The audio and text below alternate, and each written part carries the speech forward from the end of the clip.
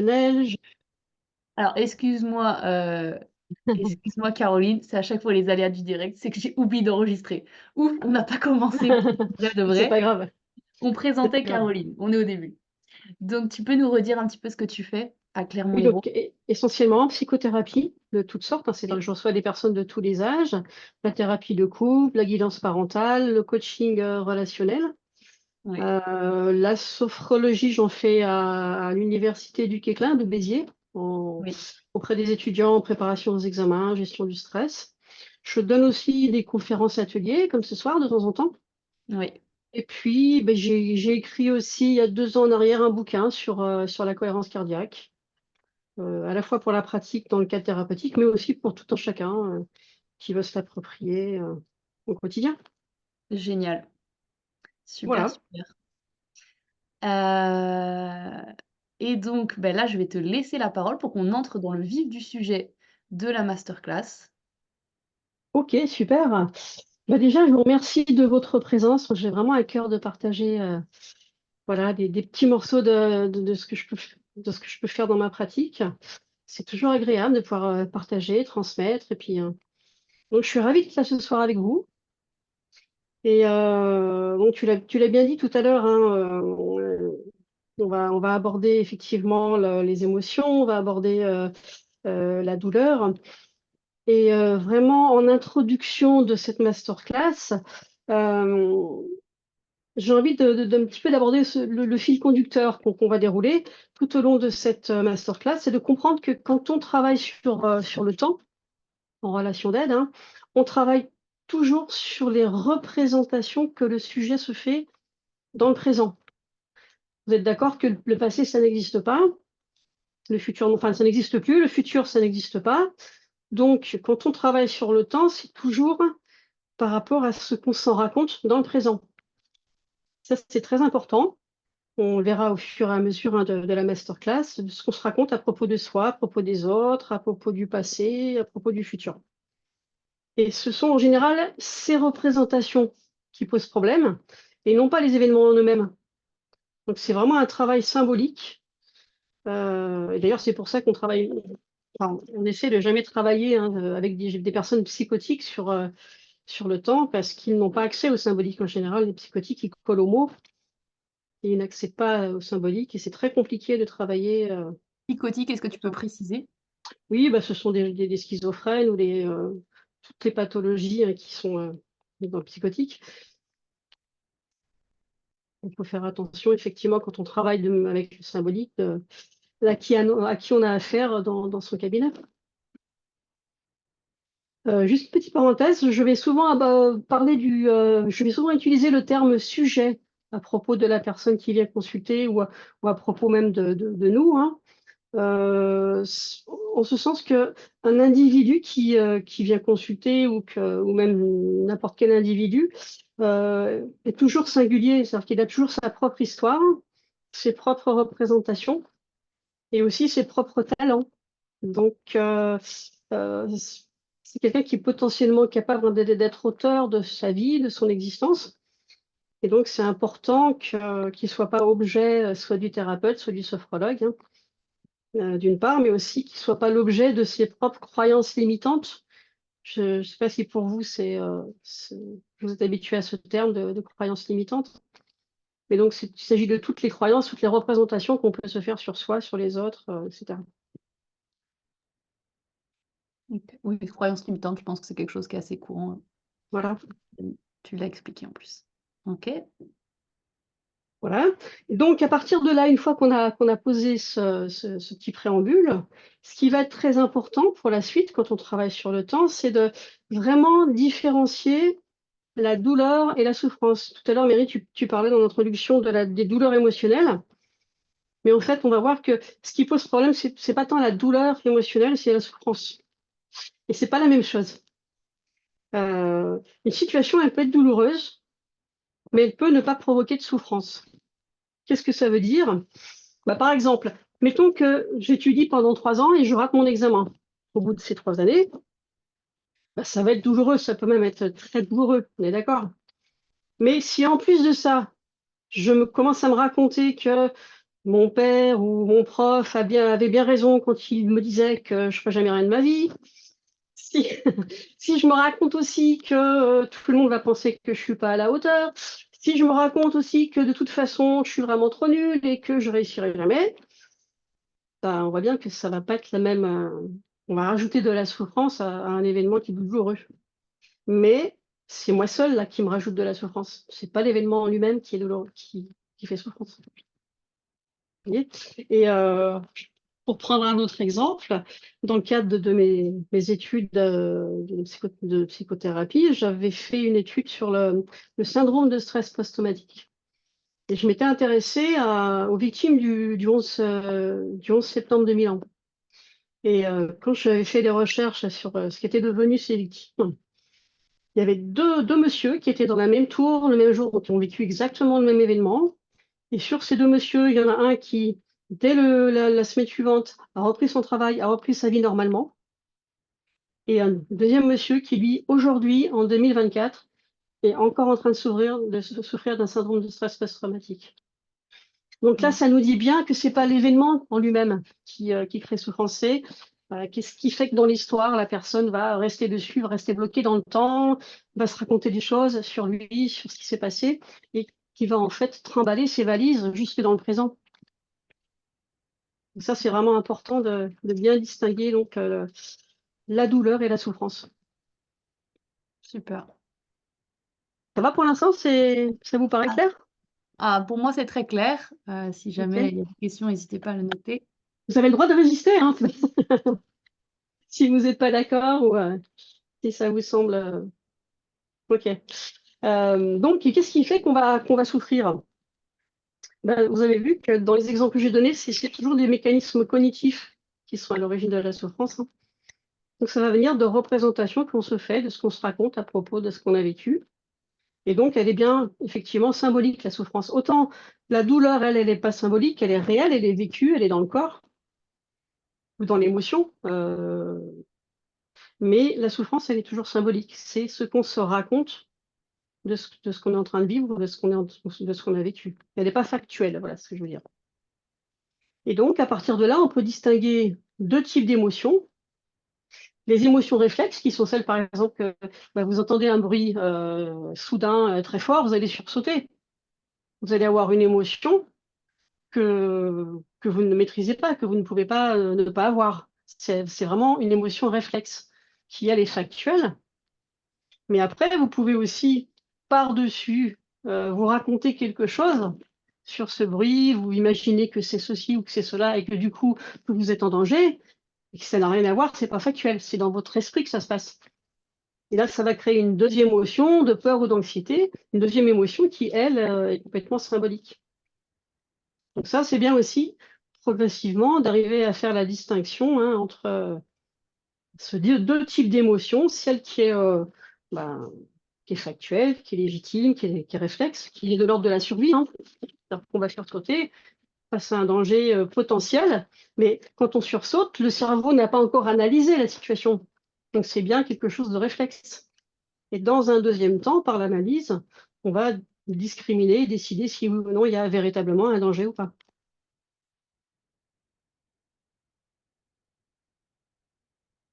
Très bien. Émotion factuelle vs émotion, Alors, symbolique. émotion symbolique, ou alors l'émotion rumination. C'est celle-ci dont on va traiter beaucoup dans ces masterclass, hein. C'est-à-dire effectivement comment on va interpréter une situation, réinterpréter une situation, et là, du coup, générer d'autres types d'émotions, la joie, la colère, la peur, l'anxiété, etc. Et donc, plus on va s'identifier aux pensées qu'on va venir, et aux interprétations qu'on va venir plaquer sur la situation, plus effectivement on risque de souffrir et de se faire du mal avec ça.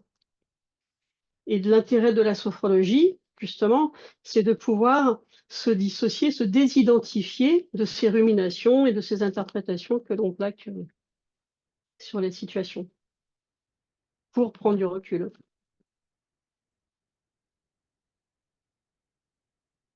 Voilà, pour à peu près situer cette première partie théorique.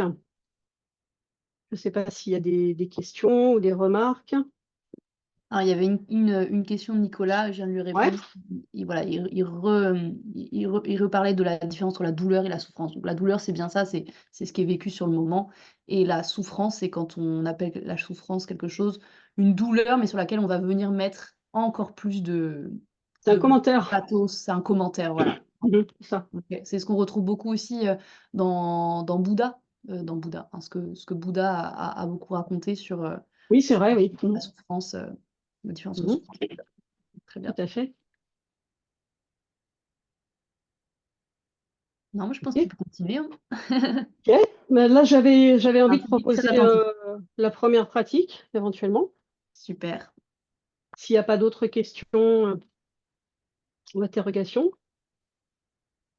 Donc, je ne sais pas si toutes les personnes présentes ont l'habitude de la pratique sophrologique. Alors je sais qu'il y a beaucoup de personnes, là je connais les noms qui sont sophrologues et voilà. N'hésitez pas si vous n'êtes pas sophrologue, et si vous n'avez pas l'habitude de la sophrologie à mettre un petit mot. Je vois qu'il y a des petits pouces qui se lèvent. Je ne sais pas si c'est pour intervenir ou. Non, c'est pour dire que, Mais elle est c'est OK pour sophrologue. la sophrologie, d'accord. Oui, OK. c'est bon. Je pense que tu peux considérer que OK, c'est très bon bien. pour tout le monde. D'accord. Bien, ben, donc, ce que je vais vous proposer, je vais quand même vous donner un petit peu le déroulé. On va commencer par un recentrage corporel. On fera aussi un Jacobson pour vraiment bien libérer les tensions inutiles. Ensuite, je vous guiderai dans une respiration en 3 dimensions et un petit peu différente peut-être de ce que vous avez l'habitude de faire. Et puis, on ira chercher un lieu ressource aussi, pour lequel je vous proposerai de faire un petit ancrage, si vous avez l'habitude de faire cet ancrage. Est-ce qu'il y a quelqu'un là dans l'assistance qui ne sait pas ce que c'est qu'un ancrage, un geste d'ancrage? C'est Alors bon pour tout le si monde? vous ne souhaitez pas ouvrir votre micro, vous pouvez écrire dans le chat Ouais, ou ouais. voilà, donc je pense que ça a l'air d'être bon pour tout le Eh monde, ben, hein. Je pense que super. tu as affaire à un public averti. Oui, super. Et puis après, on ira chercher une situation récente qui, chez vous, pour l'instant, provoque une émotion difficile. Alors, sans prendre un truc dramatique, hein, comme on est à distance, bah, c'est mieux s'il n'y a pas d'abréaction ou des choses trop compliquées. Mais voilà, ça peut être quelqu'un qui vous a contrarié, ou l'action d'un proche qui vous a dérangé, ou une situation dans laquelle vous avez été un petit peu en difficulté. Et on ira, voilà, je dirais juste observer les pensées qui émergent à propos de cette émotion et puis ce que ça génère. Je vais vous guider après dans ce processus. Et puis on terminera par autre chose dont je ne parle pas maintenant, mais vous verrez, ce sera la découverte finale. C'est bon? C'était tout bon. Donc bien sûr, hein, l'idée, vous savez, puisque vous êtes des praticiennes averties de sophrologie, c'est toujours de laisser le corps s'installer de la manière la plus confortable possible, dans la position qui vous convient. Il n'y a vraiment pas de loi en la matière. Si vous voulez vous allonger, c'est possible aussi. Si vous voulez rester assis, c'est très bien. Et puis prendre petit à petit un petit temps pour vous recentrer. Quand c'est le moment pour vous, vous pouvez décider de fermer les yeux, mais vous pourriez tout aussi bien les garder ouverts si c'est plus confortable pour vous. Et si ça ne vous empêche pas de progressivement recentrer votre attention sur les sensations à l'extérieur du corps. Les sensations les plus simples à percevoir étant bien sûr les points d'appui de votre corps, dans la position dans laquelle il est, point d'appui des pieds, les points d'appui de vos cuisses, le contact de votre dos s'il est appuyé sur le dossier, ou au contraire l'absence de contact si c'est le cas, le contact de vos bras et de vos mains, là où ils sont posés,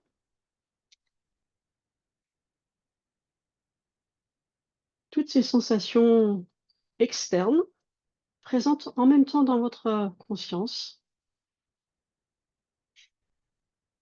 Et puis, on va aller à un niveau un petit peu plus subtil. Je vous invite à percevoir les sensations de vos vêtements. Comment est-ce que vous savez, les yeux fermés, que vous êtes bien vêtu avec des vêtements au niveau des jambes, au niveau des bras? peut-être en faisant la distinction entre les parties découvertes de votre corps, le visage, les mains et le reste du corps.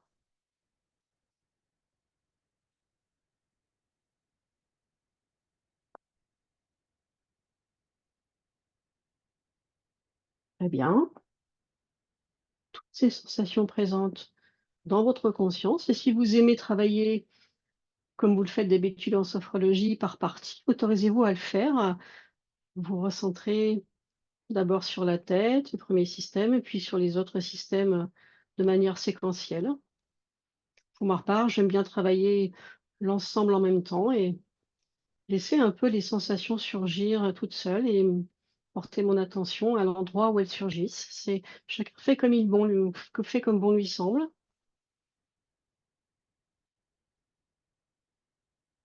Et petit à petit, vous pouvez laisser votre attention se diriger cette fois-ci vers l'intérieur pour aller chercher des sensations internes. Comment savez-vous, les yeux fermés, que vous avez bien de bras, de jambes? Quelles sont les informations sensorielles qui vous le font savoir? Peut-être des petits picotements, des petits fourmillements, des pulsations. Bien sûr, les sensations de la respiration, les mouvements de la cage thoracique. Laissez-vous promener un petit peu à l'intérieur du corps dans ces différentes sensations qui se manifestent, un peu comme elles surgissent,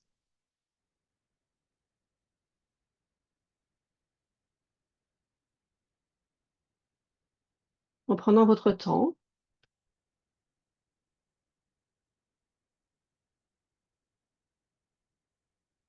Et comme tout à l'heure, si vous avez pour habitude de faire cela système après système, autorisez-vous à le faire.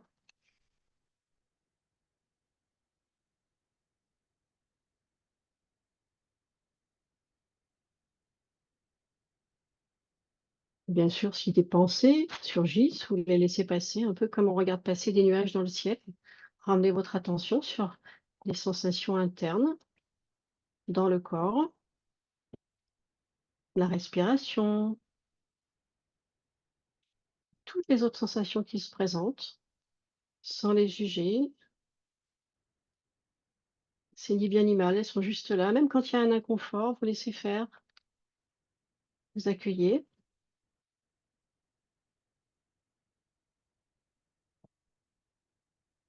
Et puis pour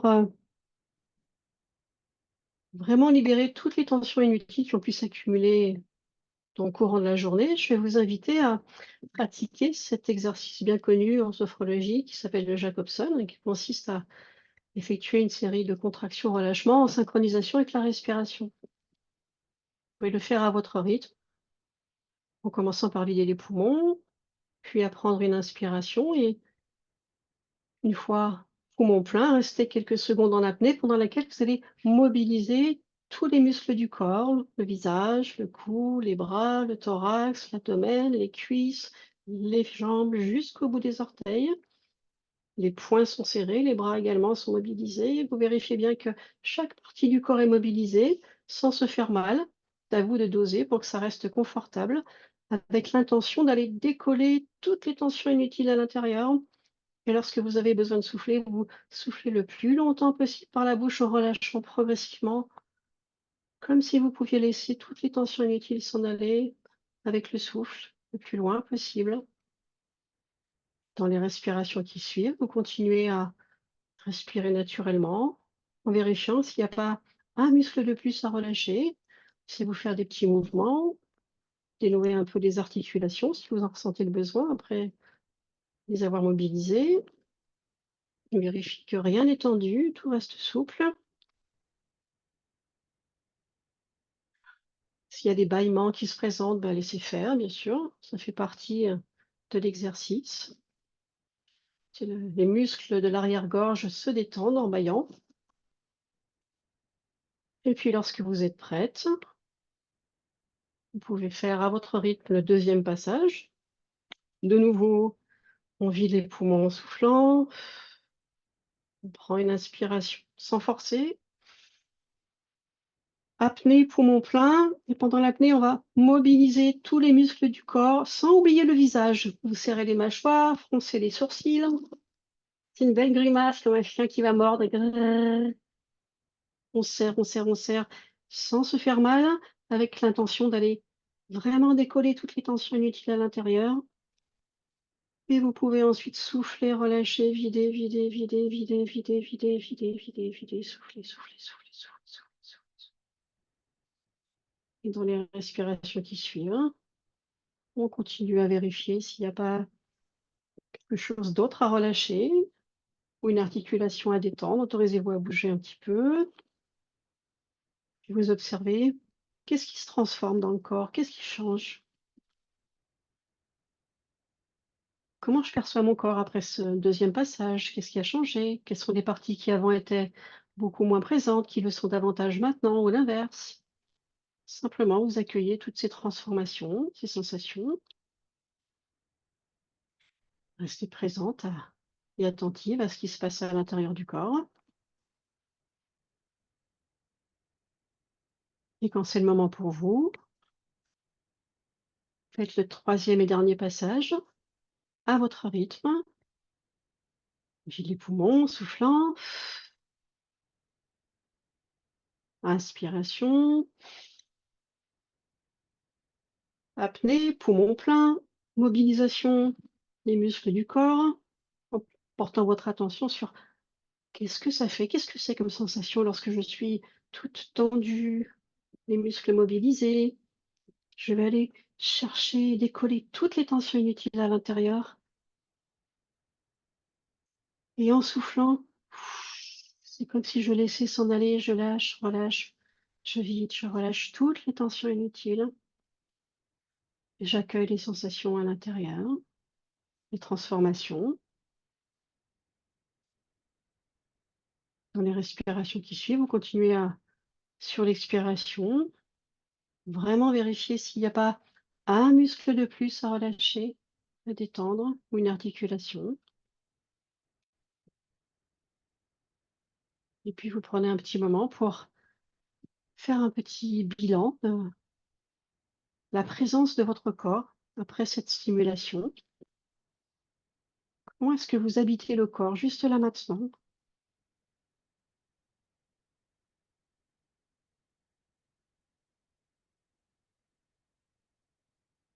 Sensation de la respiration.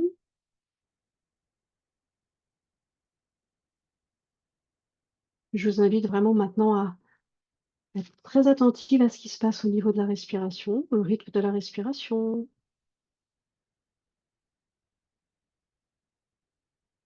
son amplitude, sans forcément chercher à modifier quoi que ce soit, simplement portez votre attention sur ce souffle qui traverse à l'intérieur, les mouvements de la cage thoracique qui s'élargissent sur l'inspiration et se rétractent sur l'expiration, les mouvements de votre diaphragme, les mouvements de l'abdomen. Simplement, vous vous laissez traverser par le souffle.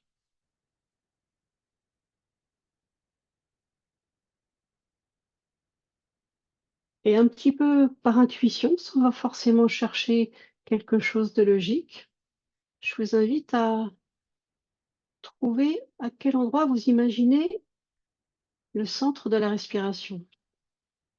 Pour certaines personnes, ça va être au niveau du nombril, pour d'autres, ça va être au niveau de l'abdomen, d'autres personnes, ce sera au niveau du thorax.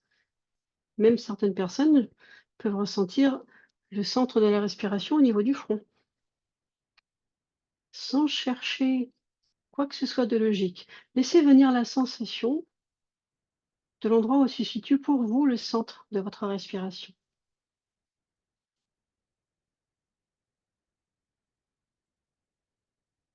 Et dans les respirations qui suivent, imaginez que l'air rentre par ce centre et coule vers le haut et vers le bas, jusqu'au sommet de la tête et jusqu'au bout des pieds. À chaque respiration, l'air rentre par le centre et s'écoule vers le haut et vers le bas. Ça forme comme une grande colonne d'air à l'intérieur. pouvez même imaginer la largeur de cette colonne, sa couleur. Visualisez plein de petites bulles qui montent et qui descendent, qui viennent dissoudre sur leur passage toutes les tensions inutiles. À chaque respiration, l'air rentre par le centre et coule vers le haut et vers le bas.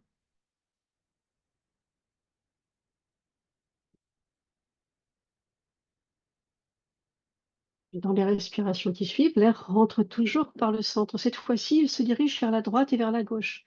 Coule le long des épaules, le long des bras, les avant-bras, jusqu'au bout des doigts. À chaque respiration, l'air rentre par le centre et coule vers la droite et vers la gauche. Un peu comme si vous aviez deux grandes ailes qui s'ouvrent et se referment. Elles s'ouvrent sur l'inspiration et se referment sur l'expiration, en libérant sur leur passage toutes les tensions inutiles.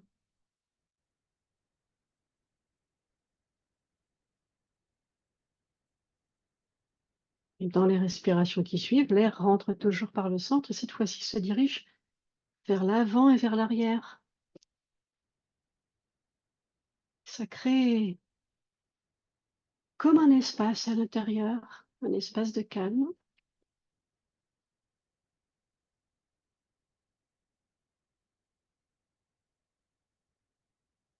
Et dans les respirations qui suivent, ça va encore s'approfondir et l'air rentre par le centre. Cette fois-ci, se déploie dans toutes les directions en même temps.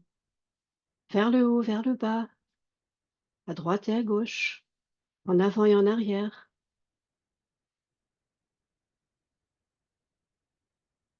Et cet espace à l'intérieur grandit encore dans toutes les directions à chaque respiration. Grandit tellement qu'il finit par dépasser les limites de votre corps et former comme une grande sphère tout autour de vous. Une bulle protectrice. Et imaginez que les parois de cette bulle, toutes lisses et solides, sont comme un écran panoramique qui vous entoure de part et d'autre. Donc vous allumez cet écran et tranquillement, tout autour de vous, vous laissez apparaître les images d'un endroit que vous aimez bien, un endroit dans lequel vous savez que vous pouvez vous ressourcer. C'est peut-être un endroit de la nature, c'est peut-être une pièce de votre habitation dans laquelle vous vous sentez bien. Laissez venir les images de cet endroit, un endroit ressourçant, dans lequel vous vous sentez apaisé, ressourcé.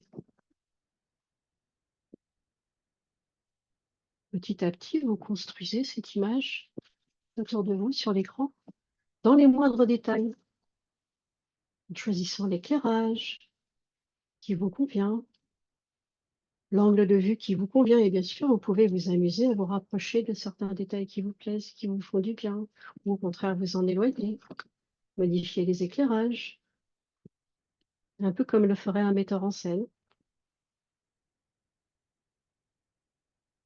Une fois que les images sont bien installées sur cet écran, laissez venir aussi la bande son, les sons de cet endroit, les sons agréables, peut-être des bruits de la nature, peut-être la voix de personnes que vous aimez bien, qui sont là avec vous, peut-être tout simplement le silence, paisible et agréable.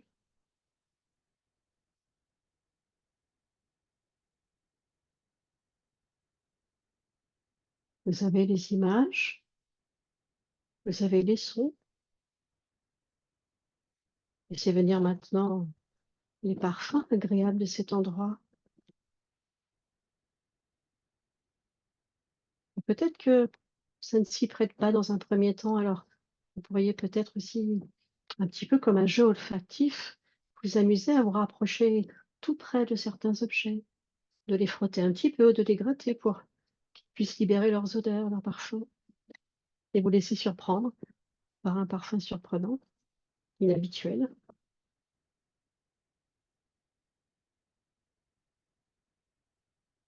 Les images, les sons, les odeurs. Laissez venir maintenant les sensations tactiles dans cet endroit. Qu'est-ce qu'il est agréable de toucher? Qu'est-ce que votre visage perçoit dans cet endroit? Une sensation de chaleur ou de fraîcheur? Peut-être une brise ou autre chose? Si vous marchez pieds nus dans cet endroit, qu'est-ce que vous ressentez au niveau des pieds? Est-ce que vous pouvez vous y allonger agréablement, confortablement? Quels sont les objets que vous pouvez toucher? Les différentes textures? Et là aussi, vous pouvez volontairement sélectionner uniquement les textures agréables qui vous font plaisir. Les images, les sons, les parfums, les textures. Vous vivez dans cet endroit, vous respirez dans cet endroit avec vos 5 sens, avec tout votre corps. Comme si à chaque respiration, vous pouviez installer à l'intérieur toutes ces choses agréables. Et pendant un petit instant, prenez conscience de la manière dont vous respirez dans cet endroit. Qu'est-ce que ça change au niveau de la respiration?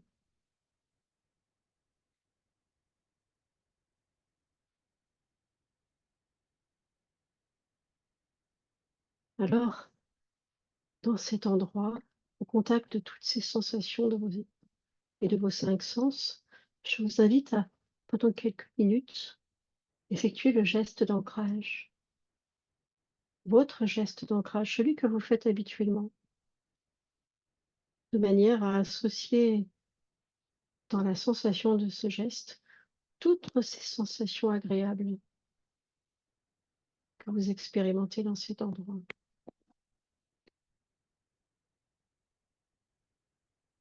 En quelques instants, vous allez à la fois être consciente de ces sensations agréables et des sensations du geste en même temps, de manière à ce que ça puisse s'associer dans votre cerveau.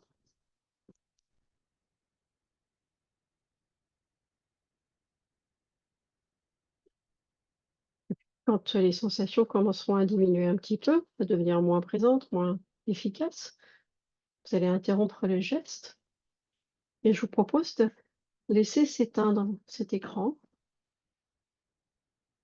quelques secondes, puis de le rallumer et de laisser venir à la place des images de cet endroit agréable, les images du souvenir d'une situation récente dans laquelle vous avez ressenti une émotion difficile, une situation qui vous a contrarié ou un dialogue qui vous a contrarié.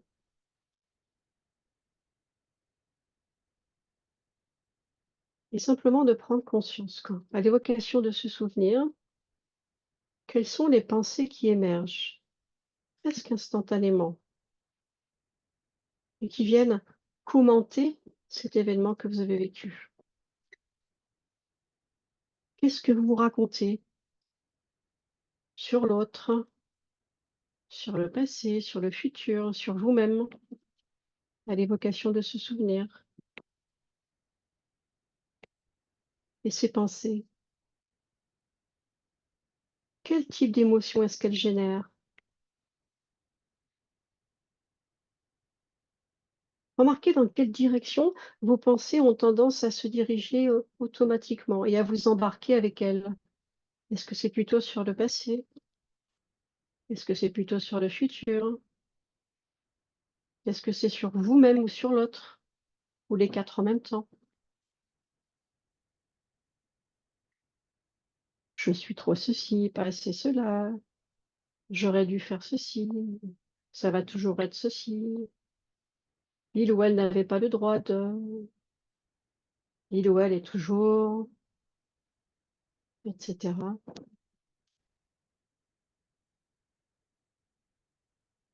Et les émotions qui proviennent de ces pensées, comment se manifestent-elles dans le corps? Qu'est-ce que ça change dans le corps pour vous?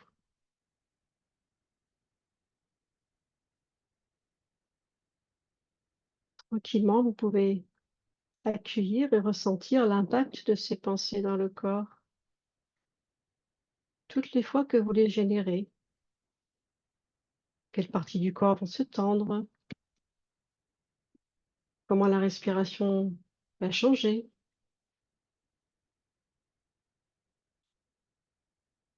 Vous êtes simplement en train de faire l'expérience que votre cerveau ne fait pas la différence entre une pensée et la réalité, et que l'émotion qui est générée entraîne forcément des transformations au niveau du corps.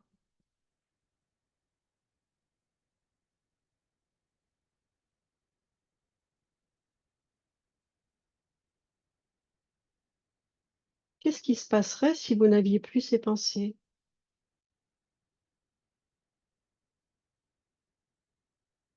Alors je vais vous proposer de prendre une grande respiration, d'éteindre l'écran et à nouveau de réaliser votre geste d'ancrage en accueillant vos sensations et votre corps tel qu'il est juste là maintenant. Et simplement de respirer à travers les sensations et à travers les émotions que vous rencontrez, celles qui sont juste là maintenant, sans chercher à les supprimer ni à les augmenter, sans non plus les alimenter de vos pensées. Simplement, vous accueillez ce qui se présente, vous permettez à ces émotions d'être ce qu'elles sont, vous veillez à ne rien y ajouter, aucun commentaire, aucune évaluation, aucun jugement ni interprétation. Vous observez simplement comment elles se transforment, respiration après respiration.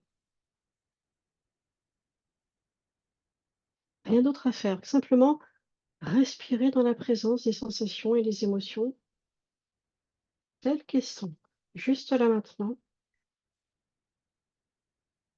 et laissez le souffle traverser en restant pleinement présente aux sensations dans le corps,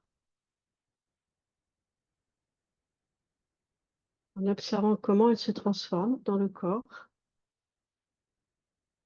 respiration après respiration.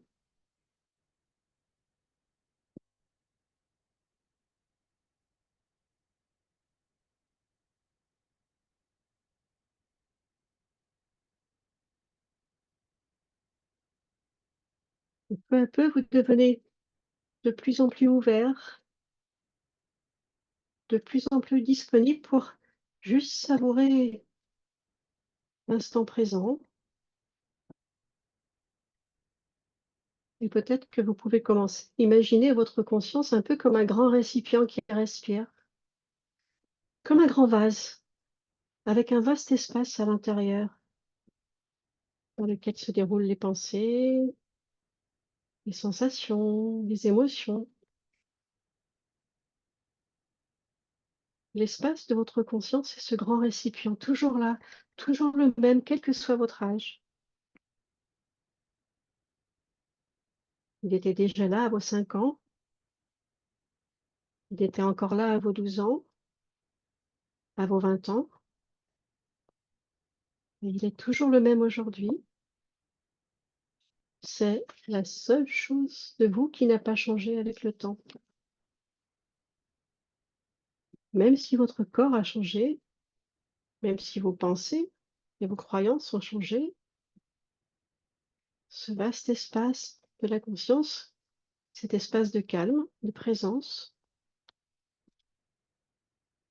dans lequel vous vous trouvez juste maintenant, n'a jamais changé. Et vous pouvez simplement rester là, présente, paisible, respiration après respiration, en observant les phénomènes qui se déroulent dans cet espace. les pensées, les émotions, les sensations, comment elles se transforment, se développent et disparaissent. Vous observez simplement tout cela sans vous en saisir, sans l'amplifier de quelque manière que ce soit, par des commentaires ou d'autres pensées. Cherchez pas non plus à les éviter ou à les supprimer, simplement vous vous tenez au bord de ce récipient qu'est la conscience et vous les laissez être, exister et disparaître, sans vous identifier à son contenu, aux phénomènes qui traversent cet espace qu'est la conscience, tout en leur permettant d'être tels qu'ils sont, sans aucune résistance. Respiration après respiration. Et vous pouvez faire l'expérience de plus en plus évidente que vous n'êtes pas vos pensées, que vous n'êtes pas vos émotions, et que vous n'êtes pas vos sensations, mais quelque chose de bien plus vaste que tout ce qui peut se dérouler dans cet espace.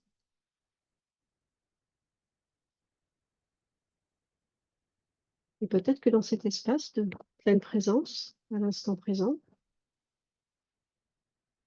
vous pouvez vous sentir parfaitement unifié.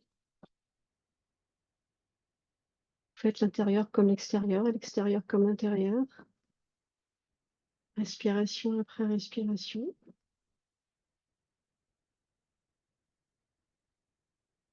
Vous effleurez simplement de votre présence tout ce qui se présente, un peu comme une petite plume légère peut effleurer quelque chose.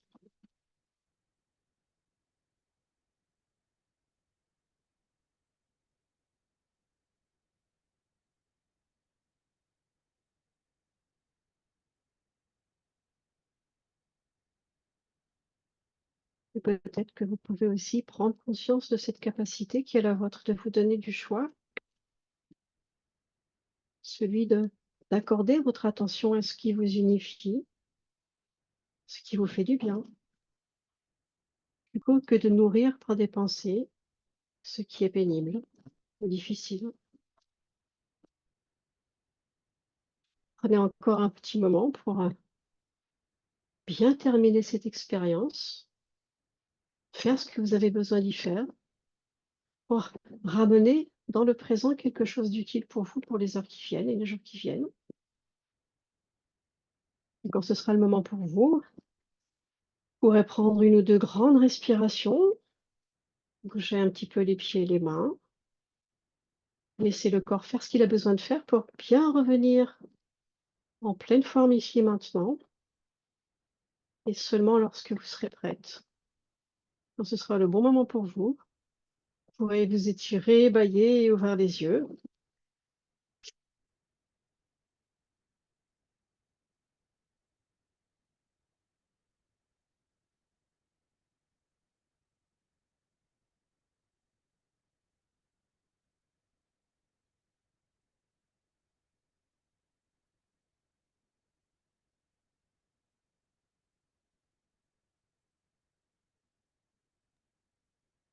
Merci Caroline.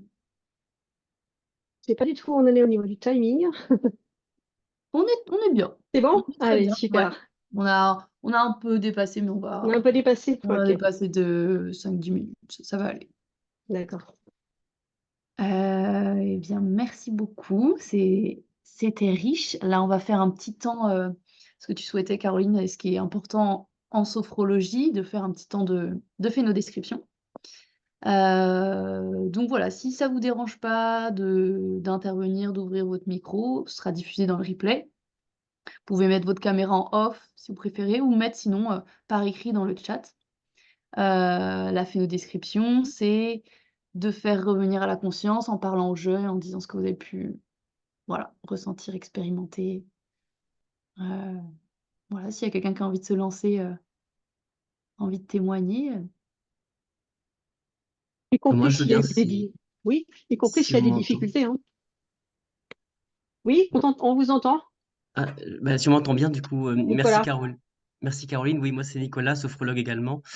J'ai beaucoup, beaucoup apprécié et c'était riche à la fois d'aller sur l'événement qui était difficile, qui déclenchait des sensations dans le corps.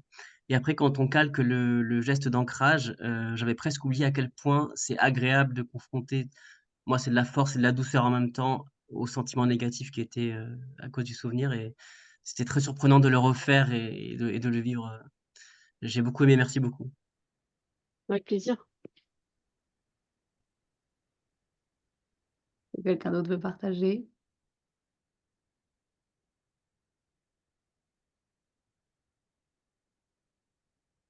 Moi, je vais partager en attendant.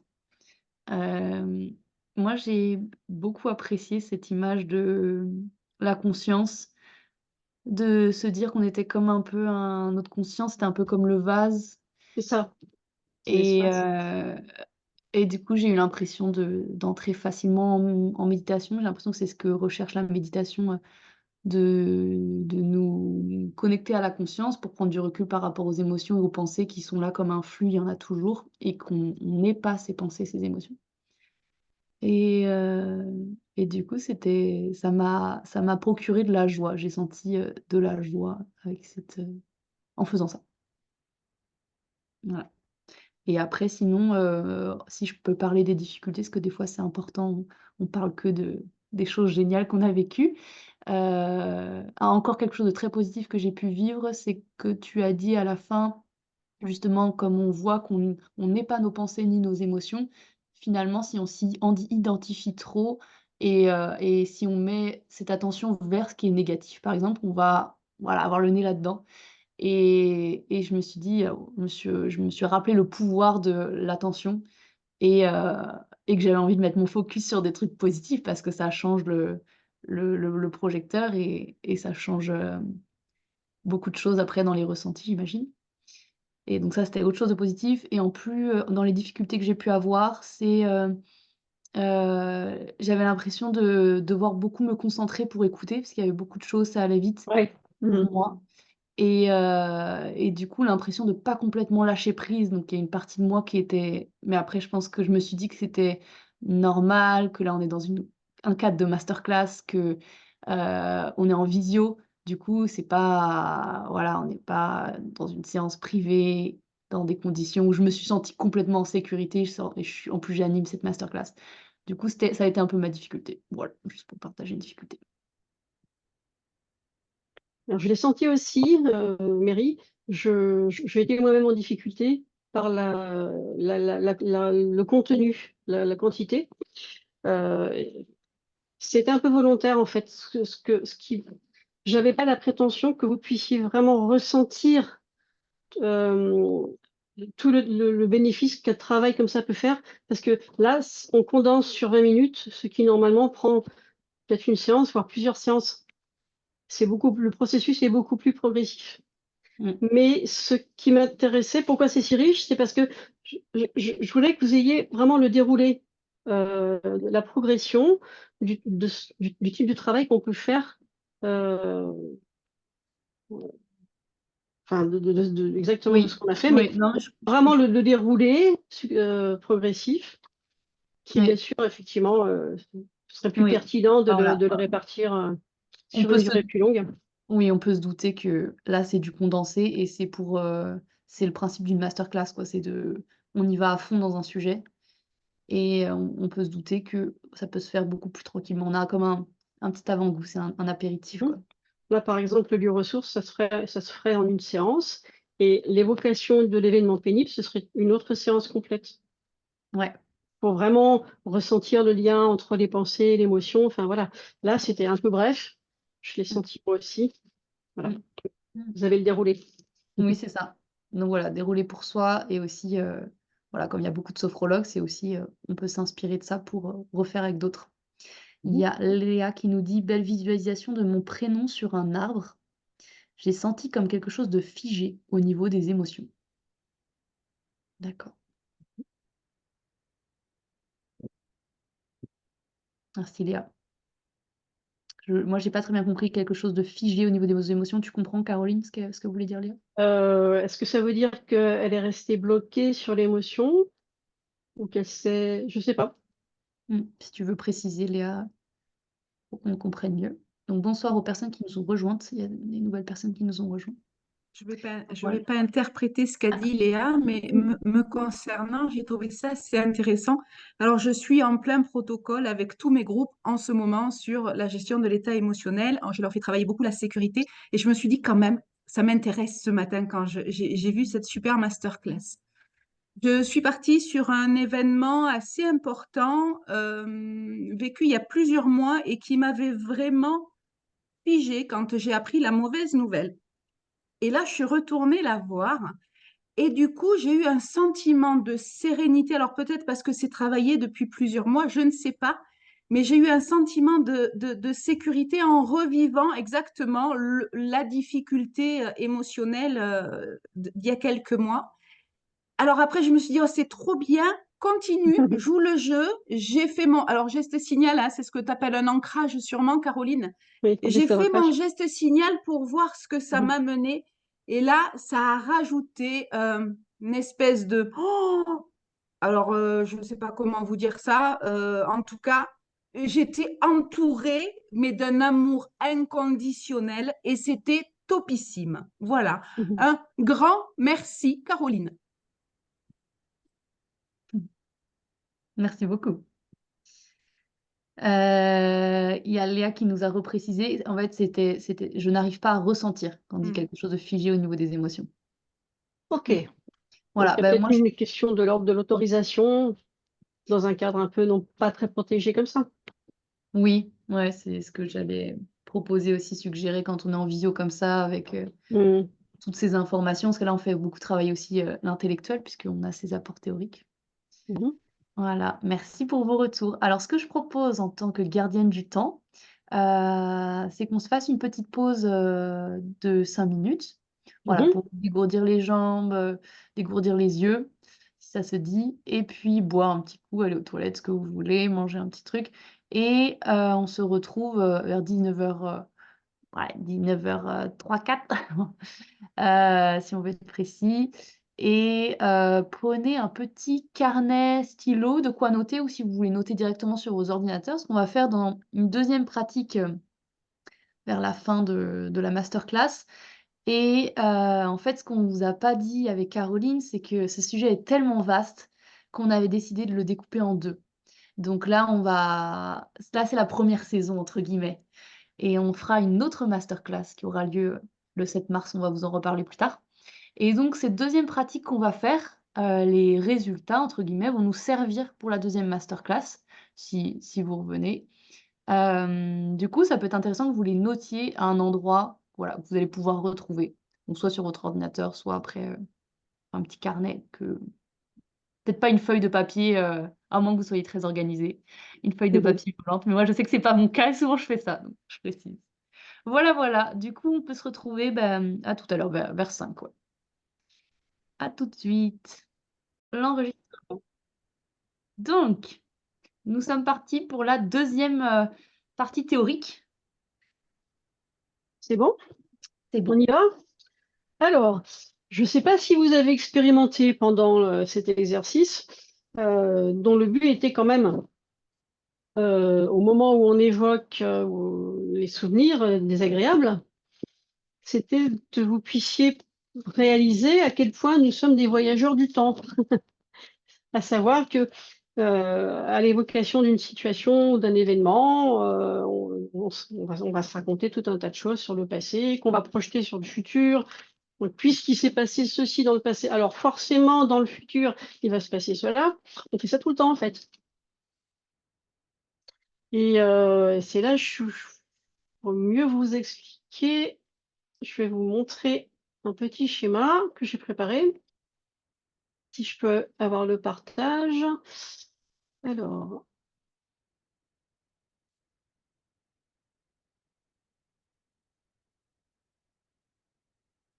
hop.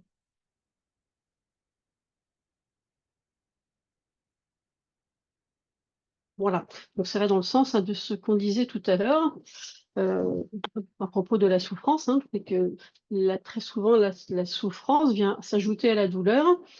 Et on peut dire qu'il y a souffrance toutes les fois que nous voyageons mentalement dans ces quatre directions. Donc, on se racontant soit des choses sur le passé, on va projeter sur le futur, et bien sûr, en fabriquant des croyances sur soi à partir de ces événements et sur les autres. Et en fonction de ces directions, on va aller plutôt dans un type d'émotion et plutôt vers un type de souffrance particulier.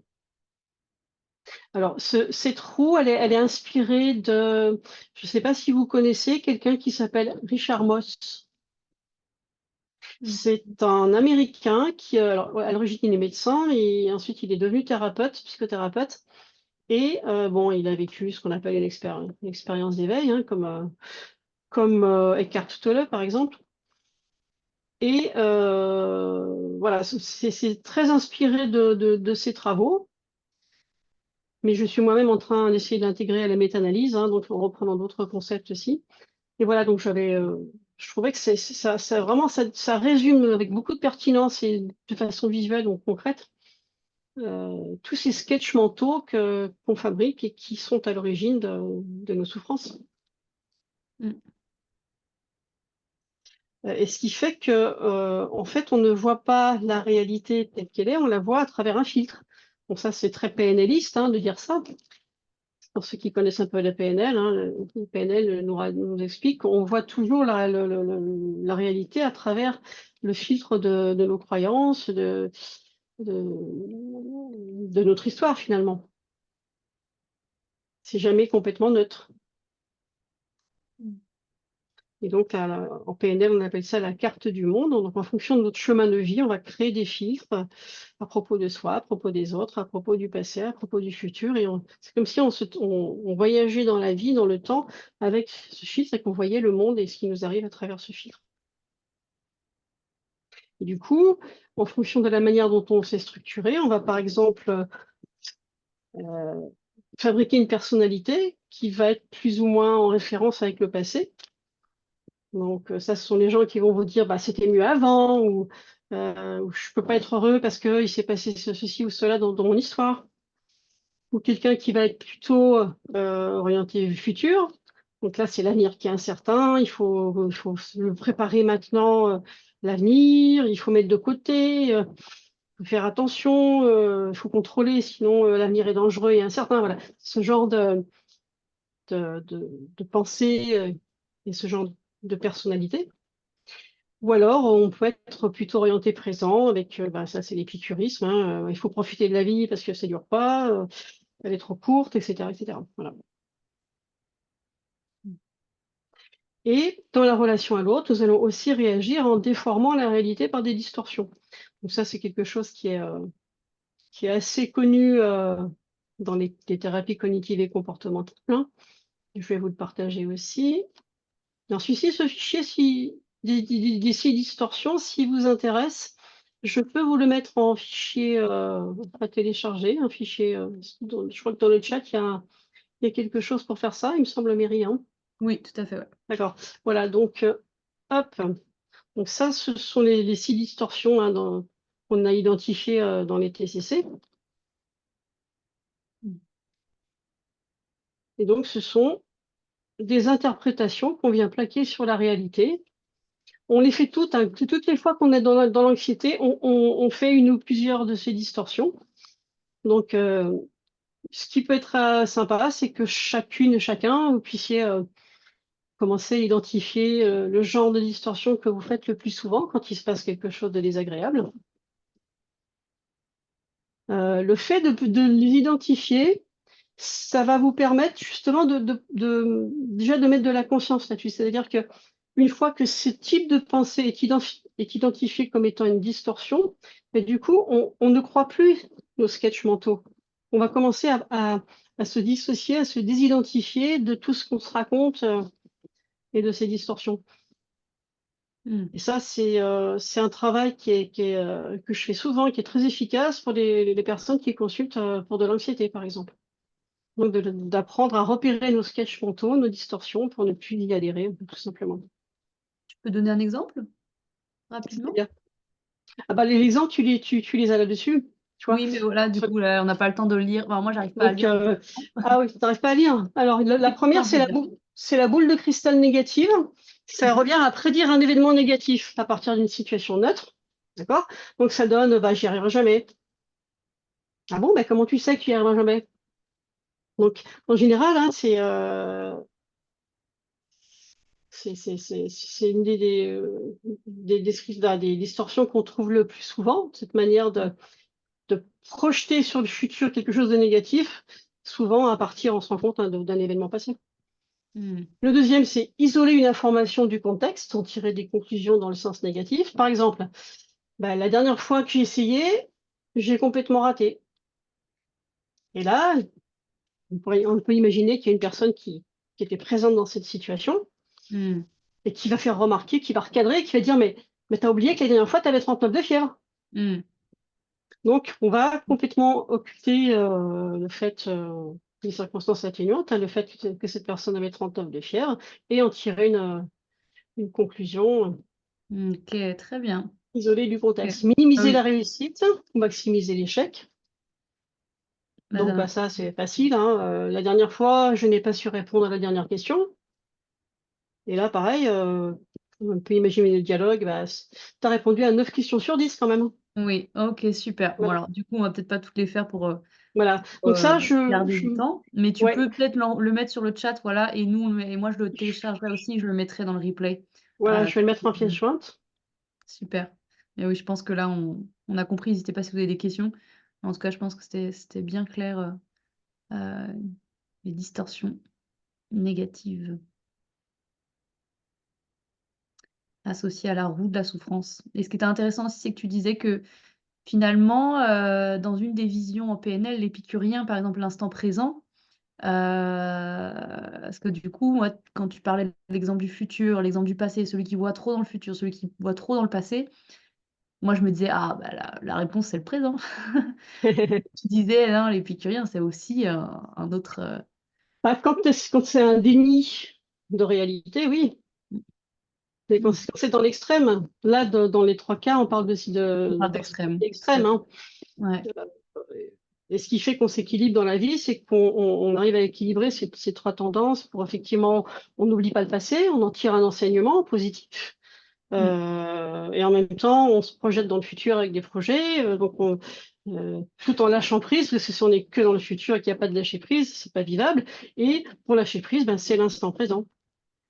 Il Mmh. faut les trois, Un équilibre des 3, tout à fait. les trois noués. Super. OK, bah, alors on va peut-être, est-ce que tu veux rajouter des choses par rapport à la théorie ou est-ce qu'on peut passer à la deuxième pratique? Non, je pense que, je crois, il y a de quoi élaborer beaucoup avec tout ça. Ouais, Et donc, de repérer à chaque fois dans quelle direction on part quand on ouais, souffre.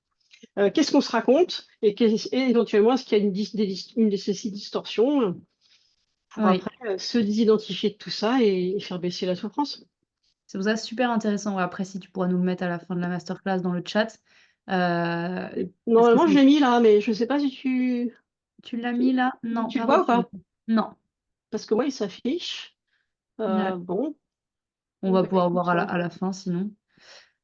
Mais oui, très intéressant de garder ça un petit peu comme une carte, de tout à regarder où fait. je suis. Est-ce que je suis trop projetée sur l'autre, trop dans le futur et est-ce qu'il y a des distorsions? Ouais. Mhm. Très intéressant et puis du coup à utiliser aussi avec vos sophronisants, sophronisantes. Ça peut être un outil pour les personnes anxieuses et cetera. Tout à fait. Alors là, problème technique. Ah non, là, c'est rendu. OK. Du On coup, pourra voir à la fin sinon t'inquiète pas. De toute façon, moi ouais. on le verra ensemble et je les mettrai dans le groupe replay. Ouais, parce que là, je ne trouve plus le petit bitonio pour mettre une pièce jointe. Ouais, non mais t'inquiète pas. Donc, au pire, je te l'enverrai par mail. On se débrouillera. Voilà, Mais vous ce sera l'aurez. dans le groupe replay en même temps que ce sera publié le le replay. Mhm. Donc, est-ce qu'on pourra faire une petite pratique numéro 2? C'est ça. Donc là, on était vraiment dans le vif du sujet, puisqu'il s'agit de construire sa ligne de temps. Alors, je ne vais pas vous dérouler tout le descriptif du protocole cette fois-ci. On ira dans les détails plutôt dans la deuxième masterclass. Là, le but, c'était que vous construisiez assez rapidement votre propre représentation de votre ligne de temps pour que vous puissiez effectivement après vous en servir la prochaine fois. Il y a plusieurs manières de le faire, avec des transes plus ou moins profondes, mais c'est quand même une transe légère puisque, enfin, je veux dire, je parle de transe parce que ça, c'est des formations de l'hypnothérapeute, mais une induction, voilà, c'est plutôt une induction légère, c'est qu'il faut quand même pouvoir verbaliser ou écrire, ou voilà, il faut quand même être un petit peu actif dans ce protocole. Donc, il n'y a pas une induction très profonde. Voilà, il faut quand même un petit moment pour se recentrer, pour pouvoir visualiser la construction de cette ligne de temps. Mais on ne va pas aller comme tout à l'heure dans des choses très profondes. OK. Donc, est-ce qu'il y a des questions par rapport à ça pour l'instant? Moi, je te demanderais juste, voilà, ça va durer combien de temps à peu près pour que... On va essayer de faire court et tu me donnes combien? Ah, mais on peut dire, comme tu avais prévu 20 minutes, peut-être qu'on peut réduire Tu peux réduire à combien, tu penses? On peut faire la 15. Après, une fois que vous allez comprendre ce protocole, vous pouvez tout à fait imaginer de continuer à la maison. Ouais. Ça peut se faire tout seul aussi, hein. Très bien. Normalement, il y a 3 espaces, présent, passé, futur. Mais une fois qu'on a compris comment on travaille dans un espace, on peut très bien le faire sur les 2 autres. Très bien. Ben voilà, on peut... Donc, on va raccourcir comme ça. Ouais, super. OK? Très bien. Voilà. Donc, je vous laisse vous installer. Vous pouvez travailler soit debout si c'est plus facile d'avoir une représentation spatiale debout, ou assis. C'est comme vous voulez. On peut même travailler avec une feuille de papier et dessiner sa ligne de temps, mais on ne fera pas ça aujourd'hui. Et à votre rythme, vous allez en autonomie juste induire un état de détente, peut-être en faisant comme tout à l'heure, en allant chercher les sensations externes, puis les sensations internes, la respiration.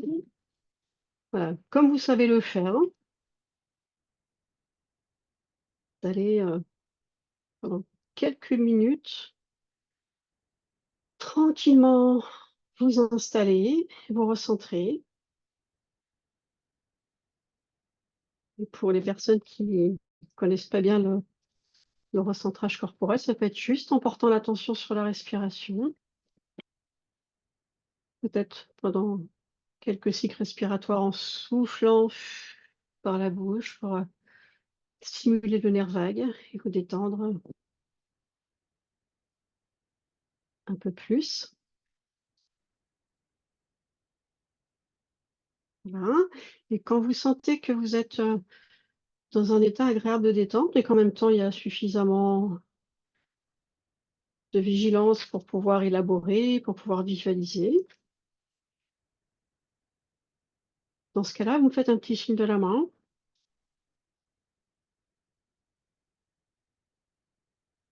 Tranquillement, vous restez dans cette présence, cette attention détendue, avec la respiration. Et petit à petit, dans ce grand espace qu'on a vu tout à l'heure de la conscience, hein, vous allez juste visualiser votre ligne de temps. On peut aussi l'appeler la ligne de vie. Si vous deviez représenter visuellement un chemin, une ligne qui part très loin dans le passé au début de votre vie, remonte vers le présent et s'en va vers l'avenir.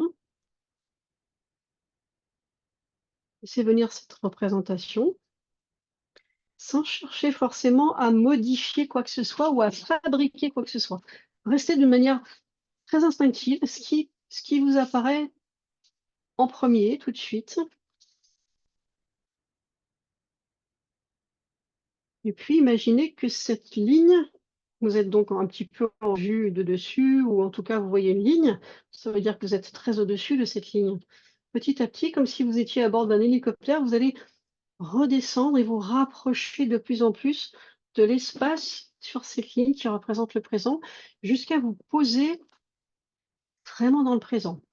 Imaginez que vous êtes sur votre ligne de temps, dans l'espace du présent. Est-ce que vous y êtes?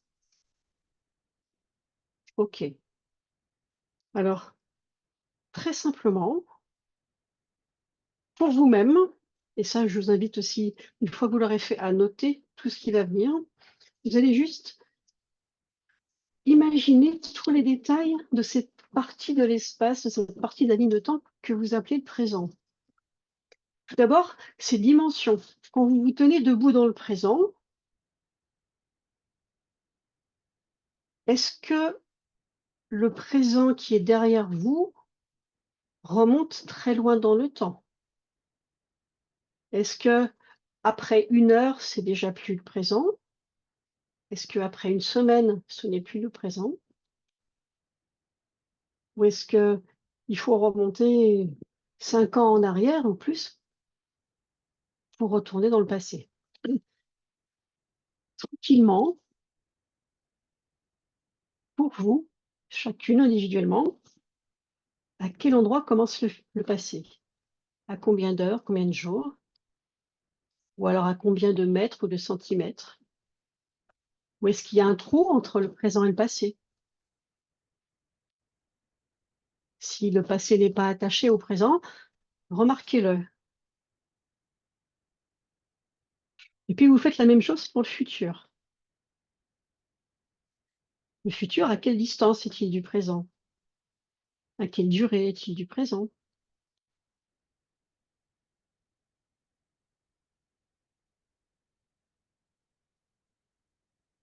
Et de la même manière, vous notez si le futur vous paraît très loin ou très proche, à 1 semaine, à 1 heure, à 1 jour, à 1 mois, à 1 an.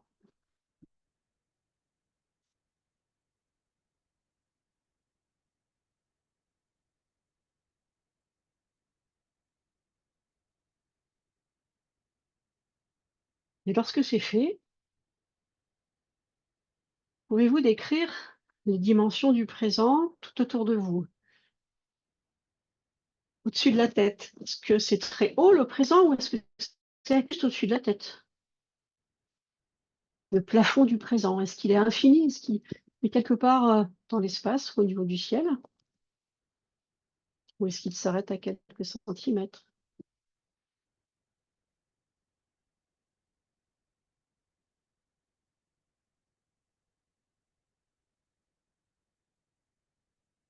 La largeur du présent, est-ce qu'il est tout contre vos bras?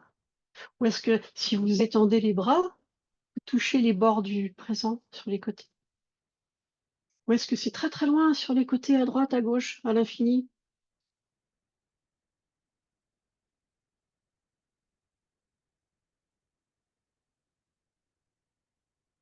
Maintenant que vous avez repéré un peu les dimensions de cet espace du présent, vérifiez quelle est sa température. Est-ce qu'il fait frais? Est-ce qu'il fait chaud? Est-ce que c'est neutre? Ou glacial? Quelle est la densité du présent? Est-ce que c'est une atmosphère légère, claire ou lourde? Est-ce que c'est humide? Est-ce que c'est sec?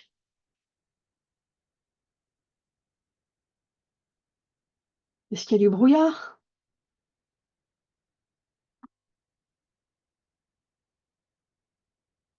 Quelle est la luminosité dans ce présent? Est-ce un grand soleil? Est-ce un éclairage halogène? Est-ce que ce sont des couleurs? Un éclairage en couleur? Est-ce que c'est la nuit? Une nuit sombre, une nuit étoilée? Quel est le décor autour de vous? Est-ce que c'est vide? Est-ce qu'il y a des objets? Est-ce qu'il y a des éléments de la nature, des arbres? Et le sol, comment est-ce qu'il est? Est-ce que c'est un tout petit chemin de campagne? Est-ce que c'est une autoroute? Est-ce que c'est un chemin qui serpente dans une montagne où il faut grimper avec des cailloux sur le sol?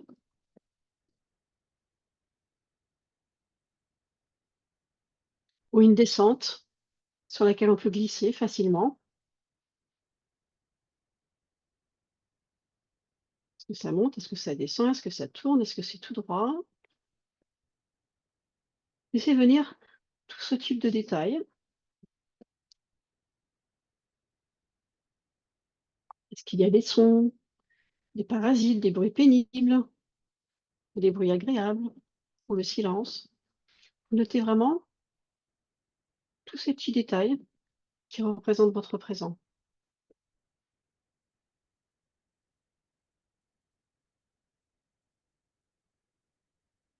Et normalement, quand on va au bout de ce travail, on va faire exactement la même démarche dans chacun des espaces.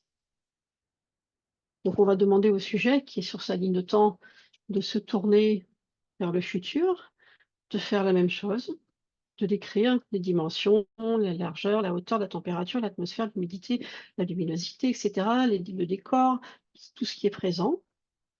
Quelle impression il a dès qu'il rentre dans le futur? Est-ce que c'est une impression de peur? Est-ce que c'est une impression d'inconnu?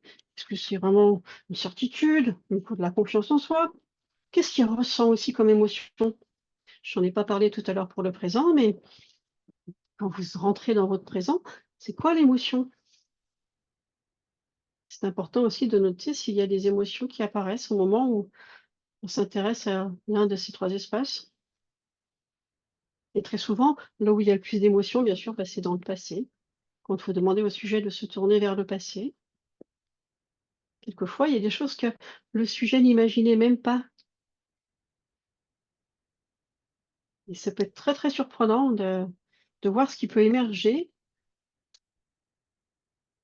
Et ça, c'est là tout le but de la légère induction du départ, hein, c'est qu'on arrive quand même à lâcher un petit peu prise pour que l'émotionnel puisse ressurgir dans un travail comme ça. Et je peux vous donner un exemple, c'est que j'ai reçu une femme enceinte, il n'y a pas très longtemps, une qui est auto-entrepreneuse. Et quand elle s'est tournée vers la ligne de temps, vers le futur de sa ligne de temps, elle visualisait un brouillard froid qui vraiment l'empêchait de voir l'horizon. Sur un côté, le chemin était bordé par un précipice, il n'y avait pas de barrière. Et elle ne comprenait pas pourquoi elle avait cette vision. Au premier abord, ça l'a un peu surprise. C'est très surprenant, hein, quand l'inconscient parle et que la personne rend compte finalement ce que son inconscience raconte émotionnellement. Et donc, on a élaboré à partir de ça et elle a pris conscience que dans sa situation professionnelle actuelle, elle était vraiment dans une grande incertitude. Et donc, ça la mettait en insécurité et elle a traduit ça comme ça, donc, par un brouillard et par un précipice, euh, au moment de visualiser son futur. Et donc, dans le travail qu'on a pu faire après sur le futur, ben, là aussi, c'est un travail symbolique. Et donc, je lui ai demandé, mais ok, dans ce présent plein de brouillard et avec un précipice, de quoi est-ce que vous auriez besoin pour que l'impression soit différente? Et là, la personne va aller chercher son imaginaire, ses ressources. C'est-à-dire qu'il n'y a aucune suggestion qui lui est faite. C'est avec ça, de quoi vous avez besoin pour que ça se sente, pour que ça change, pour que ça se transforme, pour qu'il y ait moins d'insécurité, pour que le brouillard se dégage. Alors que vous avez des gens qui vont vous dire, je vais chercher une grande soufflerie et puis je vais souffler sur le brouillard. Enfin, là, on est vraiment très créatif. Il faut vraiment laisser la personne être créative, aller chercher ses ressources. Et donc là, elle a juste, qu'est-ce qu'elle a fait? Oui, elle a mis un lampadaire. Alors c'est quelqu'un de très rationnel, donc elle a mis un lampadaire pour diffuser pour éliminer le brouillard. Elle a mis une barrière de sécurité le long du chemin pour border le précipice. Et voilà. Donc, une fois qu'on a fait ce travail symbolique, ce qui est intéressant, c'est de dire, OK, mais maintenant, votre lampadaire et votre barrière de sécurité, qu'est-ce que ça pourrait être concrètement dans votre vie?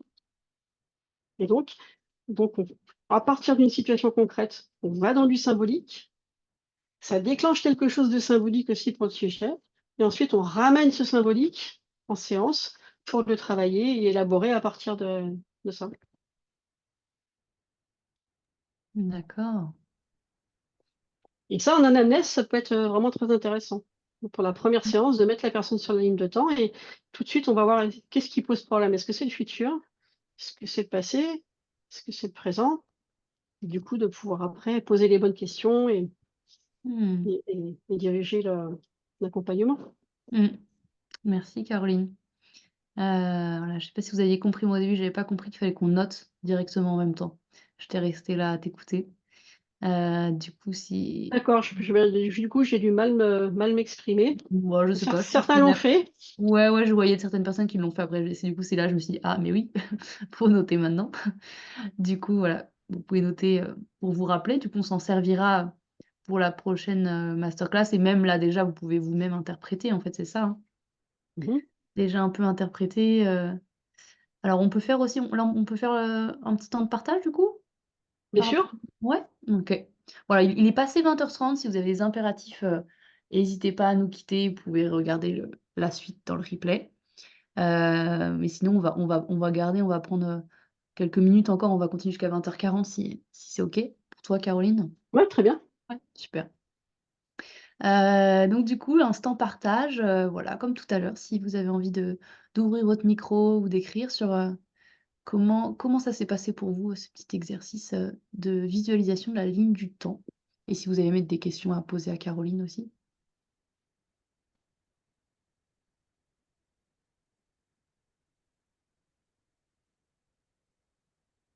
En attendant, je peux dire moi que euh, le présent a été difficile quand tu disais de visualiser le présent. En fait, moi j'étais très présent. Je Mhm. suis dans cette pièce. La température, c'est celle qui est là, le sol, c'est celui qui est là, le plafond est là. Donc, tu n'étais pas J'étais dans le symbolique, là. Non, j'étais pas dans le symbolique, ouais. J'ai eu un peu de difficulté à bah ouais, mon cerveau n'a pas pensé à aller dans le symbolique. Alors je sais pas ce que ça Mhm. signifie. J'étais très le présent, c'est ça. Voilà. Tu étais dans l'instant présent. C'est pas Ouais, beaucoup. ah ouais, et quand tu demandais la distance avec le passé, c'est vrai que le passé, moi, c'était il y a 1 heure, quoi. C'était Mhm. voilà. Et après, alors après, c'est ce que c'est peut-être difficile aussi pour moi de me représenter. C'est assez, voilà, faut faire un petit travail mental. Et là, comme on disait, hein, on est en visio, c'est encore plus, on fait des choses. Là, c'est vraiment pour donner un aperçu. Mais du coup, le passé et le futur, moi, hop, direct, j'ai essayé de me placer en tant que bébé. Donc, je me place tout au bout. Et me placer en tant que le futur, je le voyais, mais très, très loin. Donc j'ai eu quelques petites interprétations comme, par exemple, le futur, je le voyais mon bonheur, je le voyais dans le futur, mais très, très, très loin, quoi. Comme si je veux atteindre des objectifs, mais genre, je voyais que c'était, genre, tellement loin que là, je me suis dit: «Oui, en fait, c'est inaccessible, quoi. C'est très, très loin». Ça m'a donné j'ai eu cette petite révélation-là de: «Bon, faudrait Mhm. peut-être que je sois un peu moins ambitieuse, parce que sinon je vais jamais être satisfaite». Ou ne pas faire dépendre ton bonheur de l'objectif. Oui, aussi, tout à fait. Mais pour avoir cette, envie d'avancer, ça me donne envie d'avoir cet objectif futur un peu plus proche pour, Mhm. comme tu disais, un certain équilibre entre passé, présent, futur. On dit que les gens qui atteignent leur objectif deviennent malheureux parce qu'ils n'ont plus de raison de. Ah! Tu vois, c'est comme Yannick Noah qui est tombé en dépression après avoir remporté Roland-Garros. Son Ah! objectif de vie était atteint et il s'est retrouvé sans rien. Donc, ça demande de retrouver après ce que Lacan dirait un objet agalmatique, OK. c'est-à-dire quelque chose qui donne du sens. Oui. OK. Bon, je pense que ce sera pas mon cas, hein, j'ai toujours des objectifs. Ah bah OK. voilà. Faut Donc pas les ça, atteindre, c'était nos objectifs. non, mais au moins en atteindre quelques-uns, quoi, c'est quand même pas mal. Yes, Histoire bien d'avoir un sûr. sentiment d'avancer. Je plaisante. Alors, s'il y a d'autres retours, est-ce que vous avez envie de partager un petit peu comment vous l'avez vécu? Je serais curieuse de savoir. Ah, il y a un retour par écrit, de Agnès qui nous dit: «Visualisation déstabilisante pour moi. Ma ligne de temps était suspendue dans les airs, avec un espace à l'infini et complètement épuré, sans aucun élément tangible». Mhm. OK. Merci Agnès pour Oui, ce oui, retour. effectivement, hein, ça arrive, on est souvent surpris et ça impacte quelque chose. Ouais, donc qu'est-ce que tu conseillerais, toi, là, Caroline? de- Ou ce que j'aurais travaillé, j'aurais accompagné ça peut-être en regardant ce côté, qu'est-ce qui est déstabilisant, en quoi c'est déstabilisant et de quoi cette personne a besoin pour que ce soit Ouais. moins. Et ce sera dans la prochaine partie de la deuxième masterclass qu'on va continuer sur ces éléments-là, c'est ça? Alors non, parce que franchement, si on voulait vraiment faire l'aspect thérapeutique, etc., avec des cas, des études de cas, il faudrait y passer une journée entière. Oui, oui, oui. Et d'ailleurs, le protocole de ligne de temps en PNL, puisque c'est un protocole de PNL, ça fait l'objet de 2 journées Oui, entières, avec oui, pratique, avec théorie. Donc non, sachant que c'est pas possible de faire ça, moi, ce qui m'intéresse, c'est que vous ayez vraiment les clés, les étapes, oui. et savoir comment ça marche et éventuellement plusieurs façons de travailler avec. Hmm. Pour qu'un sujet comme ça, condensé en 2 fois Tout à 2 fait, heures, ouais, tout ça à puisse fait. quand même vous donner envie d'aller explorer, d'aller l'essayer, et que vous soyez hyper créatif avec ça, en fait. Oui. Et d'ailleurs, donc tu dis c'est quelque chose qui est en PNL, la ligne du temps, mais c'est aussi en sophrologie. On l'utilise en Aussi, sophrologie oui, tout à aussi, hein. fait, oui. Mhm. Ouais. Bon, la sophrologie s'inspire aussi de la PNL, alors je sais pas à quelle Ouais. mesure c'était Mhm. avant la PNL. C'est rigolo, je me permets je pense que je sais pas si c'est que moi, mais je te vois en mode peinture, impressionniste un peu, avec des traits, c'est très Ah marrant. Je sais pas si bon? tu as mis Ben un non, filtre, un effet ou si c'est la du tout, non, connexion. non, Non? Je sais pas s'il y a que moi, moi je me qui te vois vois comme ça. normalement, mais OK. ça Bon, doit être c'est ta pas caméra. gênant. On te voit et on t'entend. Alors, il y a Véronique qui nous dit: «Exercice très intéressant, ligne de temps qui correspond à mes changements personnels pour le passé et mes objectifs pour le futur, avec durée 1 à 2 ans environ». OK. Merci Véronique pour ton retour. Ouais, donc notez ça pour vous. J'imagine que voilà, ça vous parle. Je pense que soi-même, on sait ce que ça dit sur nous, quoi. Et après, du Mhm. coup, c'est à pourquoi pas, en tant que voilà, si vous êtes déjà sophrologue, de pouvoir, j'imagine qu'on peut se le refaire et s'il y avait des choses un peu déstabilisantes, de faire comme, cet exemple de la femme enceinte, heu, de venir, rajouter des choses symboliques, travailler avec le symbolique et après la deuxième étape encore, changer des choses dans la vie réelle, se dire: «Qu'est-ce que je pourrais changer?» Mhm. Tout à fait. Là, la partie qu'on a fait là, c'est juste l'installation de la ligne de temps, c'est pas le travail. Donc le travail, c'est effectivement après d'aller changer, que la personne aille trouver les ressources, à la fois symboliques et concrètes.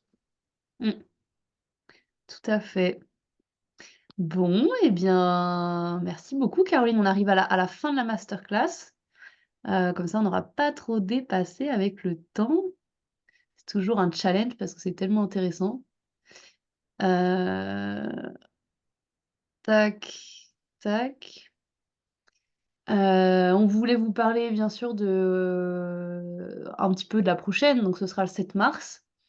Hem, voilà, est-ce que déjà tu veux faire une petite conclusion Caroline sur, on a vu, moi je peux essayer de résumer un petit peu ce qu'on a vu aussi, on avait parlé de ces différences entre douleur et souffrance. Ensuite sur, les émotions factuelles ou émotions, symboliques et après on a fait cette pratique, où tu nous as fait vraiment ressentir comment on voyage dans le temps en fait, avec nos émotions et comment en fait voilà la Mm. tête, nos pensées Alors, ne font pas la surtout différence. à partir de nos pensées, hein. On Ouais, voyage voilà. surtout c'est les pensées qui déclenchent ça. Oui, C'est voilà, pas nos les émotions. pensées voilà, mais nos pensées vont déclencher des émotions Ouais. et Mhm. voilà et du coup, on va revivre ce qu'on a pu vivre de désagréable ou quoi, hop, on le revit. Tu nous as fait goûter à cet état de la conscience qui englobe le tout, en fait, et qui, elle, est tout le temps calme, présente, et c'est celle à laquelle on peut se raccrocher finalement. C'est, et puis après, on a été voir les distorsions possibles, Mhm. heu, les plus récurrentes, 6 distorsions dont tu vas me passer le document Ça y est, que c'est fait. j'utiliserai. Nickel.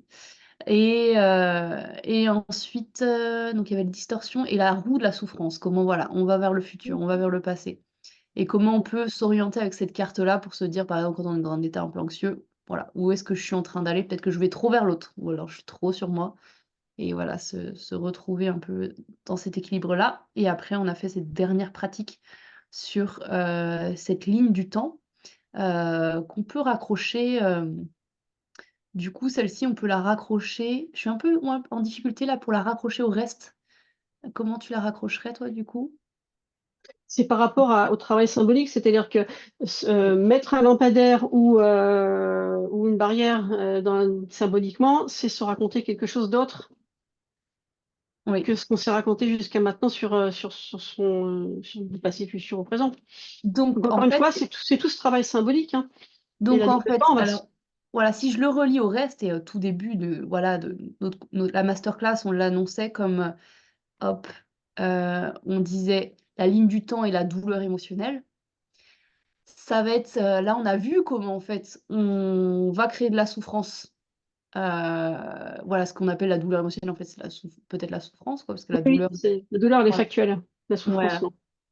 Et du coup, comment en fait on peut partir dans le passé, le futur et donc recréer créer de la souffrance en y ajoutant des choses par-dessus, alors que la douleur est présente.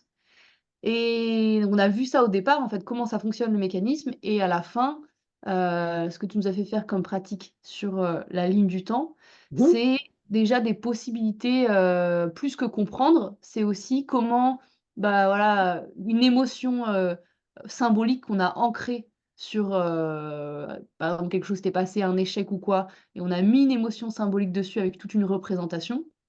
Comment aller la retravailler pour que celle-ci, soit, bah, redevenir dans quelque chose de plus objectif et où y mettre plus de positif, en fait, changer le regard, Mhm. c'est ça? Tout à fait, oui. C'est-à-dire que la OK. personne va comprendre qu'elle s'est raconté quelque chose et que Oui, c'est de ça qu'elle souffre. et du coup, c'est parce que des fois, simplement le comprendre, ça peut être, Oui, c'est venir à la conscience et cetera.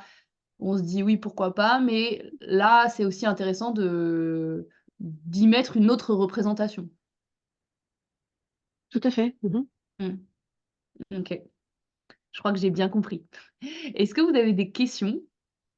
Où le document a-t-il été envoyé? En fait, tu me l'as envoyé par email, Caroline, c'est ça? Non, non, il est dans le chat là maintenant. Enfin, en tout cas, j'ai utilisé l'option qui permet de Ah, joindre un fichier. Tu le vois pas? non, non, Alors, non, je vois pas. c'est pas mince. Non, mais du coup, Ça marche tu me peut-être pas dans l'enverras ce par sens. email et je le diffuserai, Ouais, dans le je te groupe l'envoie. Facebook et si vous avez pas le groupe Facebook, vous envoyez un petit mail je vous mets l'adresse mail et on vous l'enverra par email. Je vais te l'envoyer vraiment tout de suite. Voilà. Est-ce que vous avez des questions avant qu'on se quitte?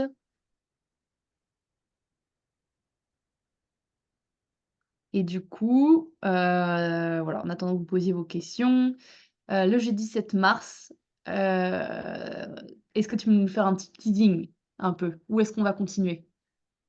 On va repartir sur la ligne du temps assez vite. OK. Et voilà, ce serait pas mal si vous pouvez en profiter pour travailler quelque chose sur le passé. Mais peut-être pas un truc trop dur, quoi. Encore une fois, on n'est pas dans un cadre thérapeutique. Oui. Donc, il n'y a pas moyen, s'il y a des abréactions, d'aller accompagner ça. Prenez des choses pas trop traumatiques, quoi. Voilà, quand tu dis ça, ce sera pour le jeudi 7 mars, on ira C'est voir ça, voilà. On quelque ira chose du voir, passé. oui. Voilà et je sais plus, on a déjà prévu le programme, hein, tu me l'as envoyé. Ou Heu, quoi d'autre? Et ben, je présenterai un petit peu mieux la ligne de temps, et puis on abordera un petit peu les champs d'application, tout ça. ouais. De toute façon, on fera un petit teasing, on mettra sur nos réseaux sociaux, on vous dira de quoi ça va parler. Sera-t-il Mhm. possible de récupérer un lien pour les replays passés, s'il vous plaît? Oui, pas de souci. Alors Nathalie, tu peux envoyer un email à facebook.sophroesl et je t'enverrai le lien. Je peux même le mettre là directement, c'est vrai que ça va être encore plus rapide. On a un lien Google Doc en fait. Bientôt, ce sera sur le site internet. On est en train de le refaire, ce sera pour, avril qui sera OK. Mais en attendant, on a pour les personnes qui ont pas Facebook, on a le Google Doc avec tous les replays des mardis sophrologie et des masterclass. Je vais arrêter le partage. Tac, qu'est-ce qu'il y a d'autres questions sinon? Tu l'as mis là, le lien? Je ne l'ai pas vu. Non. Caroline, j'ai une petite question. Moi, je Oui, bien travaille sûr. essentiellement qu'avec des groupes. Ouais. Cette pratique-là, je ne vois pas comment je peux la mettre avec des groupes. Tu vois, j'ai des groupes de 8 Ouais. personnes. J'ai une douzaine de groupes de 8 personnes. Je ne vois pas comment je peux mettre cette pratique-là en groupe. Non, effectivement, c'est plus une pratique individuelle. Ok, voilà. Bon, c'est très bien, très intéressant pour moi, mais effectivement, pas pour ma pratique. Ok, À moins alors, ce que tu peux faire, c'est de leur expliquer et puis de les faire travailler en binôme. Ça peut aussi servir à créer du lien. ouais, Nous, on le faisait comme ça en PNL, on travaillait en binôme pour intégrer la théorie. d'accord, d'accord. À tour de rôle, tu peux interchanger. Il y en a un qui guide et l'autre qui. Oui, et là, je suis en train de regarder un peu le programme que tu m'as envoyé pour la deuxième masterclass du jeudi, j'ai oublié, 7 mars, je crois. On va aussi aborder un peu plus ça sur comment, en tant que sophrologue, on va pouvoir utiliser tout ce qu'on vient d'apprendre là sur comment ça fonctionne, la souffrance, et la personne qui va faire ces petites ruminations, notamment dans l'anamnèse, de repérer ça un peu plus pour voir en fait où la personne elle part. C'est bien ça, Caroline? Oui, oui, tout à fait. C'est ce qu'on a déjà un petit peu fait, hein. Après, ce qui peut Oui. être intéressant, c'est euh, pour la prochaine fois, c'est que vous ayez, par exemple, des questions comme celle que tu as eue, Nathalie, par rapport à des cas précis. Est-ce que c'est utilisable ou pas? Comment ça peut se faire? On peut Oui. aussi faire pas mal d'échanges, hein. Oui, Parce que oui, oui, oui, vous oui. aurez eu le temps peut-être d'y réfléchir, d'expérimenter, et il y a des questions qui peuvent vous venir à ce moment-là. Ouais, on laissera plus de temps pour le partage, les questions. J'ai vu aussi que oui, renforcer le présent, sensorialité, sonorité. Ouais, il y a pas mal de choses. OK, très bien. Heu, donc Evelyne qui nous envoie un petit message, on a des retours. Merci beaucoup, super intéressant, belle soirée à tous. Super. Karine, merci beaucoup, très belle fin de soirée. Au plaisir de vous retrouver le 7 mars prochain. Merci, Super, Camille. ben, un grand merci, bon, déjà à toi, Caroline, parce que, ouais, un grand merci pour cette intervention. Il faut savoir que c'est bénévole, donc Caroline, elle nous offre toutes ses connaissances, tout son temps, avec juste la générosité du partage et toutes ses connaissances. Donc, un grand merci, c'est passionnant de pouvoir discuter ça avec vous. Et puis, dans ce cadre entre sophrologues, je trouve que, moi, je pense qu'il y a une majorité de sophrologues ici. C'est vrai que c'est plus facile, on a un langage commun et du coup, c'est des petits espaces. Rien que de compréhension, voilà, on a une compréhension mutuelle, c'est plus facile pour aller, je trouve, pour aller comprendre ça. Donc ouais, super. Merci à vous de vous être connectés et pour voilà, comme on disait, bah, c'est un sacré challenge, je trouve, la masterclass, et en même temps, je trouve ça génial parce qu'il y a à la fois, enfin, je sais pas comment vous le sentez vous, mais moi, ce que j'adore, c'est qu'on n'est pas que dans la tête, où vraiment on va faire des choses dans le corps, et c'est ce qu'on aime beaucoup en sophro, redescendre dans le corps. Donc à la fois, tu nous as fait vivre pas mal de choses qui nous apportent personnellement et en même temps des éclairages théoriques, et c'est un beau challenge parce qu'effectivement, toi, il faut que tu passes de ton énergie de blablabla à un truc plus, thérapeutique, et c'est un peu risqué aussi puisqu'on est, un groupe en visio, et voilà, mais comme voilà, c'est un public de sophrologues, tout le monde est un peu plus averti, donc c'est la chance, ça nous permet de faire ça et d'aller un peu plus loin grâce à ça. Ouais. J'ai bien résumé, oui. Voilà. Mais Mais merci à ben vous toutes de votre présence. Moi, j'ai passé un très bon moment. C'est très plaisir de partager ça avec vous. Et franchement, n'hésitez pas si vous avez des interrogations qui vous viennent, des questions, des cas. Voilà. Ça peut être aussi le lieu pour être un peu plus concret pour vous, pour vos pratiques. Parce que, encore une fois, c'est un outil qui est très simple et qui appelle à une créativité à la fois de la part de l'accompagnant et de la part du sujet qui expérimente. mmh. OK, super. Eh ben oui, la prochaine fois, on laissera un petit peu plus de temps. Voilà, bon, on vous prend pas plus de votre soirée. Encore merci de vous être connectés, parce que sinon, ce serait pas pareil. Merci tout le monde et merci Caroline. Bonne Merci à soirée. vous. Bonne soirée. Au revoir tout le monde. Hop. Salut Agnès.